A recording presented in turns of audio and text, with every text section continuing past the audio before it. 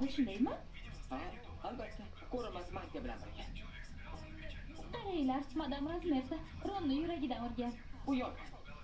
Professor McGonagall. Ruxsatingiz bilan vazir janoblari. Hagrid. Marhamat qiling. Razmerta azizam, ishlaring yurishib ketdimi? Allaqachon yurishib ketardi agar vazirlik har oqshom Demetrlarni bu yoqqa jo'natmaganda. Biz qochib ketgan qotilni qidiryapmiz. Sirius Black Hogsmeade. Mana qaysi shamol uchirdi? Garri Potter. Jim ichkariga.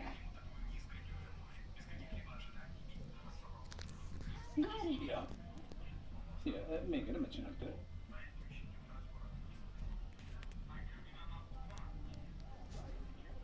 Hay sizlar, voyaga yetmaganlar kirish taqiqlangan, eshikni yopdilar. bu adolatsizlik. Kim ekani u tepakal. Sizlarga aytsam, meni sochim bor faqat uyda. Hech kim qahvaxonaga kelmay qo'ydi.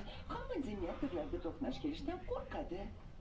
Professor Dumbledore ham Demetrlar bu yerda bo'lishiga qarshi. Xo'sh, bu mashmasha nima uchun? Ko'p yillar avval Garri Potterning ota-onasi o'lim taklif qilayotganini sezib, yashirinib olishgan. Ularning boshpanasi qayerdaligini esa Sirius Blackgina bilardi. U bu sirni sotib qo'ydi. Blackni faqat ular Potterlar oldiga yetaklab keldi, balki ularning do'stlaridan birini ham o'ldirdi, Peter Pettigrew. Peter Pettigrew.